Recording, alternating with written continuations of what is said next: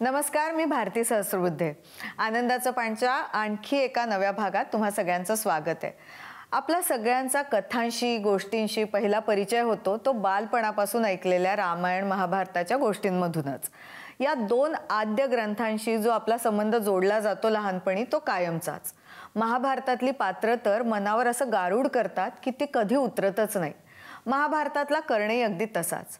पण आज आपण ज्या पुस्तकाविषयी बोलणार आहोत ते पुस्तक आहे कर्णाच्या पुत्राबद्दल. कादंबरीचं नाव आहे कर्णपुत्र आणि अस्त्र.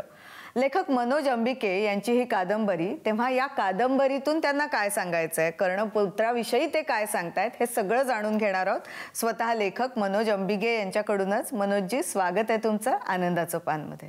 मनोजजी, जेव्हा आपण अशा पद्धतीने पौराणिक विषयांवरचा पुस्तक किंवा कादंबरी वाचतो तेव्हा सगळ्यात पहिले लेखकाला विचारावं असं वाटतं की हेच कॅरेक्टर का, कर्णपुत्रच का? त्यामुळे माझा अर्थात पहिला प्रश्न आहे की एक तर आधी तुम्ही तुमच्या कादंबरीबद्दल मला सांगा आणि हेच कॅरेक्टर का, कारण हे इतकं वास्ट आहे खरं तर.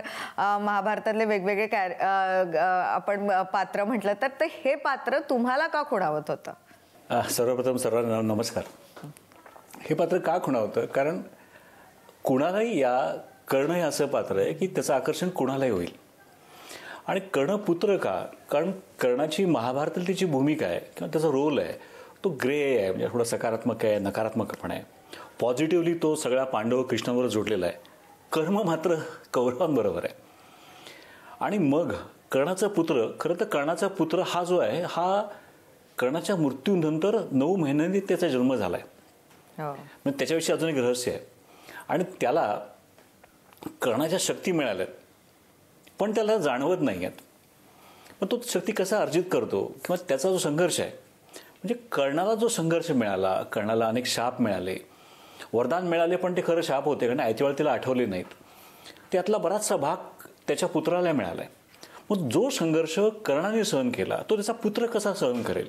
मग त्याचं आजूबाजूचं वातावरण, त्याला मिळणारे अनेक गुरून त्याला सुरुवातीला शिकवायला नाही म्हणून सांगितलं. ते कहाणी किंवा ही कादंबरी, हे पात्र मला आवडायचं कारण की कर्णाचं स्वतःचं एक कॅरेक्टर. कर्ण हा बुद्धीने कमी विचार करतो कारण तो तसा राजकारणी नाही, हा हृदयाने विचार करणार आहे. आणि मग अशी व्यक्तिरेखेची पुत्र, अशा व्यक्तिरेखेचा पुत्र त्याच्यासारखा जेव्हा वागतो तेव्हा काय घडेल हे कुठे चॅलेंज मला वाटलं. आणि म्हणून खरं तर ही व्यक्तिरेखा किंवा हे पात्र मी निवडलं. एखादी वेगळी म्हणजे पौराणिक म्हणा किंवा महाभारतावरचीच कादंबरी करायची ठरवलं तेव्हा काय पद्धतीची तयारी होती, काय पद्धतीचा विचार होता त्याच्या मागे? नाही, एकतर लहानपणापासून मी महाभारत, गीता हे माझ्या आईकडून मला खूप वेळाला घरात ज्ञानेश्वरी वाचली जायची, अर्थ सांगितला जायचा. कृष्ण म्हणजे श्रीकृष्ण, गीता याच्यावर कळत नकळत संस्कार झालेले, काही कारणाने अभ्यास झालेला. आणि महाभारत हे खरंच महाकाव्य आहे. रामायणापेक्षा महाभारत का? कारण प्रत्येक, अगदी तुम्ही पितामह भीष्मांपासून घ्या, प्रत्येक एक व्यक्तिरेखा एक स्वतंत्र कथा आहे, त्याचं वेगळं अस्तित्व आहे, त्याचा इम्पॅक्ट आहे. आणि इतकं जेव्हा असं घडतं, एवढा मोठा तो प्लॉट आहे तो. कर्णपुत्र करताना मला महाभारताच्या पुढच्या 15 वर्षाचा काळ मी अधोरेखित केला किंवा तो काळ धरला. याची जागा पण आहे ती साधारणपणे ईशान्येकडे, म्हणजे पूर्व भारताच्या बाजूला आहे, हिमालयाच्या बाजूला असा तो प्लॉट आहे. त्यावेळचा काळ, त्यावेळचे शब्द, त्यावेळची भाषा, चॅलेंज हे होतं की हे करताना सोपी भाषा वापरली पाहिजे, सहज भाषा वापरली पाहिजे. आणि मला मुख्य सांगायचं वाटेल की पौराणिक काळ याचं अजून एक कारण असं की अनेकांना कृष्णाने सांगितलेलं कर्मभाग्य theory, cause and effect theory ज्याला म्हणून, किंवा प्रिन्सिपल ऑफ पोलॅरिटी, त्याला द्वैततेचा नियम म्हणलं जातं. नीती हा विषय अनेकांना कन्फ्यूज करतो, गोंधळात घालतो. तर खरं ही दुसरा भाग आला, पहिला भाग पण आला आणि 4 महिन्यात दुसरा भाग आला, तिसरा भाग पण आपण करतोय. तर यातून हे रहस्य पण द्यायला पाहिजे, पण ते कठीण होता कामाने. मग ते गोष्टी रूपाने आलं तर ते उलगडत जाईल आणि ते हळूहळू उलगडत जावं, हा एक त्याच्यामागचा मुख्य विचार होता किंवा ती भूमिका होती. आणि मला वाटतं की दुसऱ्या भागात त्याच्या बऱ्यापैकी त्याचं विश्लेषण होतं. पहिला भाग थोडासा रंजक आहे, दुसऱ्या भागात दोन्ही गोष्टी येतात. तर हे एक मुख्य अजून कारण होतं की ते मला आकर्षित करत होतं. आणि परसेप्शन माझं म्हणाल तर खरं तर माझा दृष्टिकोन, माझं परसेप्शन यापेक्षा मी सांगेन की मला जे भावलं श्रीकृष्णामध्ये, कर्णामध्ये, युधिष्ठिरामध्ये, भीष्मांमध्ये, द्रोणाचार्यांमध्ये अनेक कॅरेक्टर्स आहेत, इव्हन शकुनीमध्ये, दुर्योधन, या सगळ्यांचे आपल्या स्वतःच्या बँडविड्स, त्याच्या व्यक्तिरेखा आहेत, त्याच्या बाहेर ते जात नाहीत.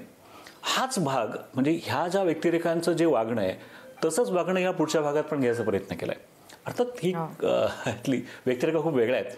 कर्ण आहे, कृष्ण आहे, पण बाकी सगळ्या व्यक्तिरेखा वेगळ्या आहेत. हा त्याच्या मागचा मुख्य विचार होता. जे मुख्य पात्र आहे कर्णाच्या मुलाचं, कर्णाच्या पुत्राचं पात्र आहे, ते कसं रंगवलंय, म्हणजे तो विचार तुमचा काय होता ते पात्र रंगवताना?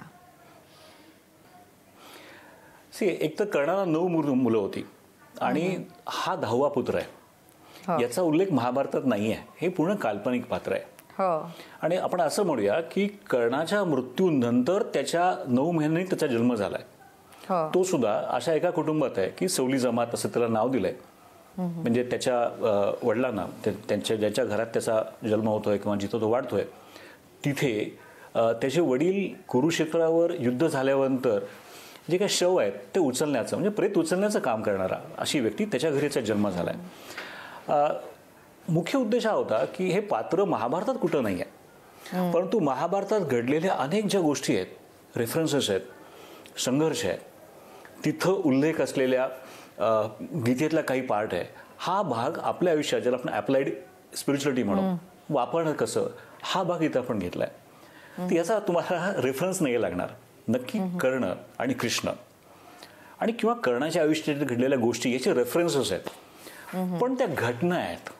म्हणजे हा संपूर्ण पुस्तकात हा संपूर्ण ही दोन्ही भाग हे जर काल्पनिक असले तर या पूर्ण घटना एकामागे एक घटना आहेत आणि फक्त घटना नाहीये तर ते चित्र उभं राहील अशा या घटना आहेत. तुमचा मुख्य प्रश्न होता की याचा रेफरन्स महाभारत कुठे आहे का, तर कृष्ण आणि कर्ण हे 2 व्यक्तिरेखा सोडता याचा कुठे उल्लेख नाहीये.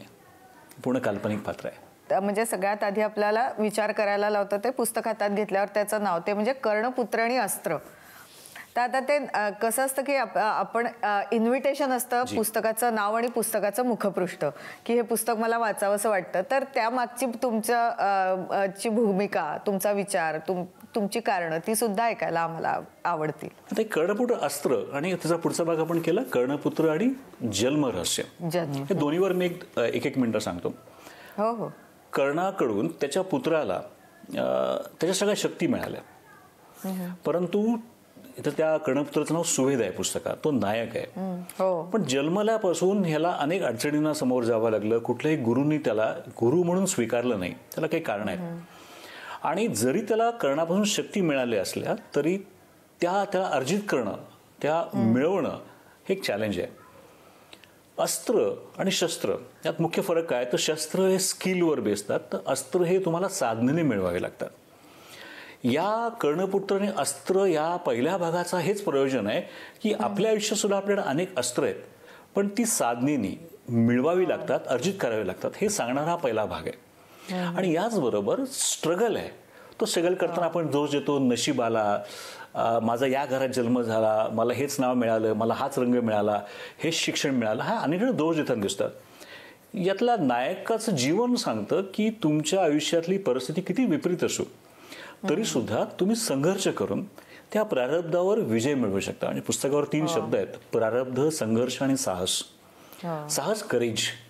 आणि हा याचा मुख्य जो USP किंवा मुख्य भाग जो आहे की कर्णामध्ये जे साहस आहे ते साहस त्याच्या पुत्रामध्ये कसं आलं असेल आणि त्यांनी कसं वापरलं असेल.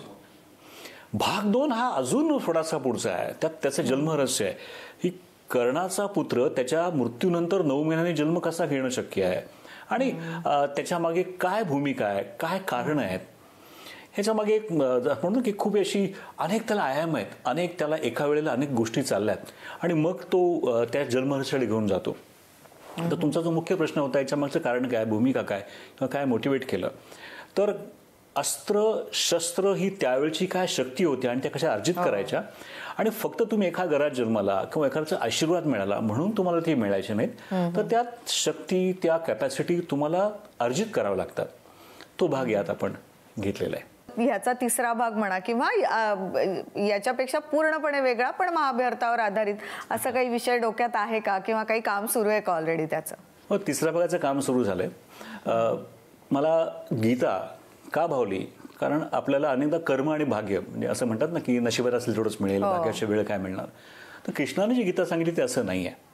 नंतर त्याचबरोबर नियती म्हणजे काय, आपल्याकडे नियती कशी ऑप्शन्स ठेवते. दुसऱ्या भागात एक वाक्य आहे, मी पटकन सांगेन की नियती ही नेहमी आपल्यासमोर 2 किंवा 3 ऑप्शन्स ठेवते. त्यातला कुठला ऑप्शन आपण निवडतो यावर आपलं कर्म अवलंबून असतं. ह्याचा अर्थ असा आहे का की कर्म अजून कोणाच्या हातात येत नाही, कर्म माझ्याच हातात आहे, ते कसं घडवायचं, मग आपण चुकीचं ऑप्शन का निवडतो ह्याची कारणमीमांसा स्टोरीत नाही. भाग 3 मध्ये हा आणि ह्याच्या पुढचा भाग म्हणजे कॉज अँड इफेक्ट, कर्म आणि भाग येईलच, प्लस निसर्गाचे काही नियम आहेत. हे नियम गीतेमध्ये कृष्णाने सांगितलेले आहेतच, ते या स्टोरीत येतील. प्लस एक संघर्ष आहे, जो संघर्ष आपल्याकडे पूर्वीपासून चालत आलेला आहे, तो संघर्ष या पुस्तकात 3ऱ्या पार्टमध्ये बघायला मिळेल. आणि जसं नेहमी फीडबॅक पहिल्या पार्टचे आले, दुसऱ्या पार्टचे आले की समोर चित्र उभं राहतं किंवा तो संघर्ष भावतो किंवा ते असं वाटतं सोडवत नाही पुस्तक, त्यापेक्षाही सरस असा 3रा भाग असेल असं मला आता अपेक्षित आहे. आणि आय होप की जसं पहिल्या 2 भागाला सगळ्यांनी रिस्पॉन्स दिला तसं पुढच्या भागालाही रिस्पॉन्स मिळेल. नाही, खरंच म्हणजे तुम्हाला खूप शुभेच्छा या 3ऱ्या भागासाठी. एक वेगळा विषय तुम्ही कादंबरीच्या माध्यमातून मांडताय. आणि म्हणजे महाभारताबद्दल आपण कायमच म्हणतो की इथे जे आहे तेच सगळीकडे आहे, इथे जे नाही ते कुठेच नाही.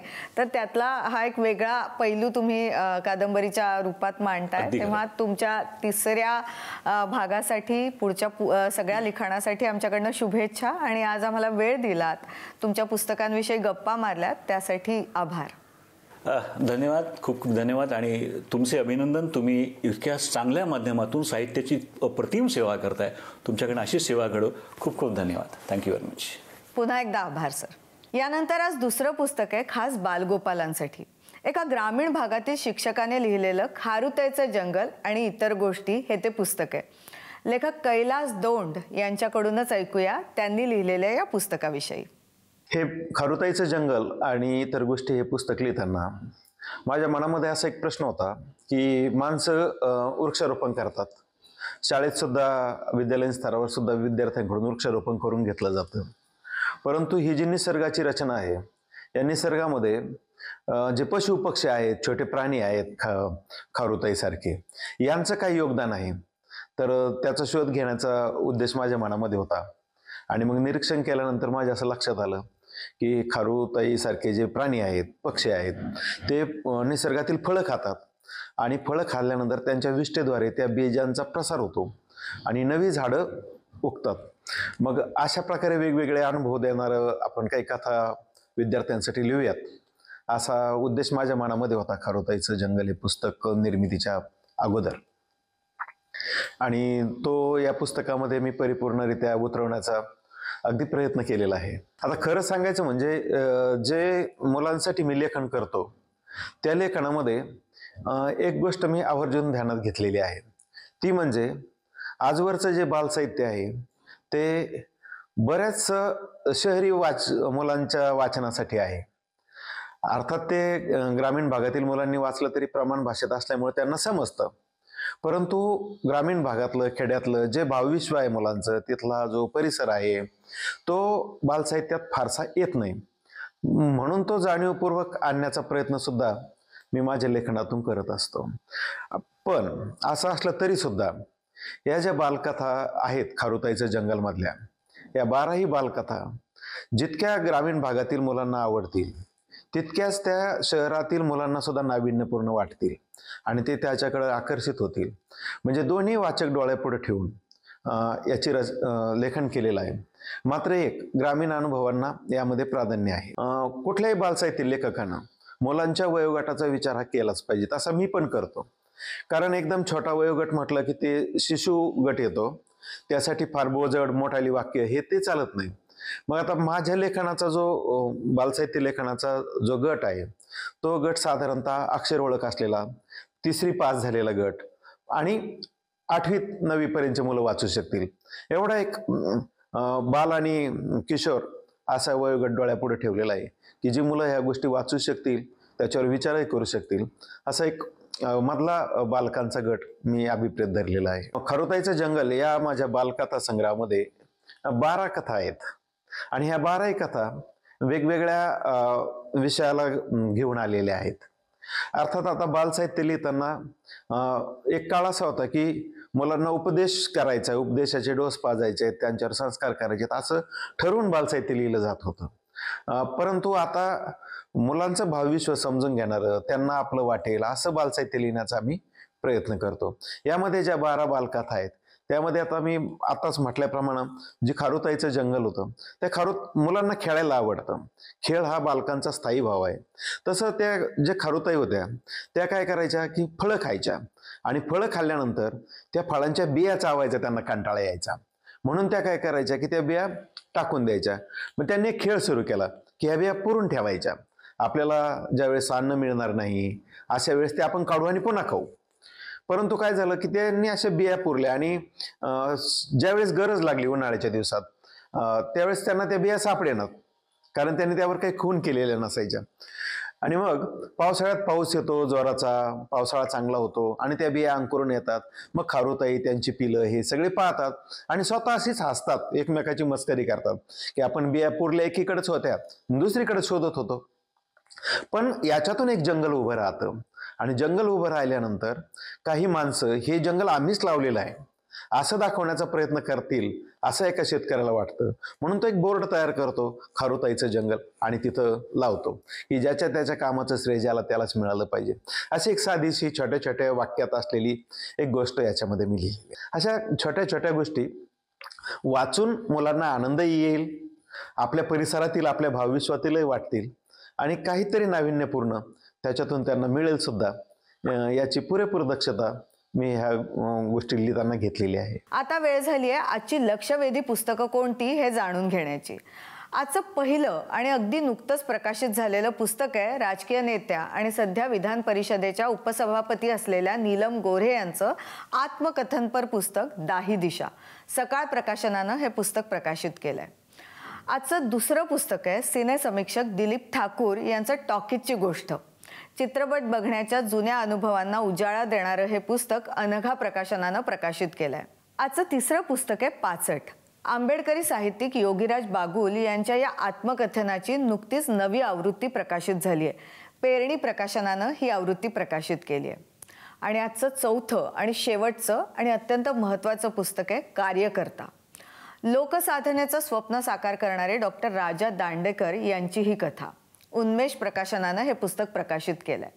नुकताच बालदिन होऊन गेला म्हणून एका लहान मुलांच्या पुस्तकाचा आम्ही आज समावेश केलाय.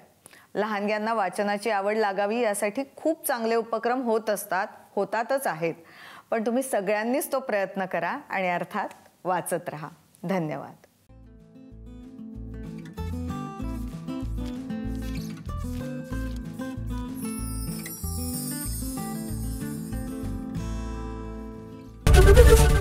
एबीपी माझा, उघडा डोळे बघा नीट.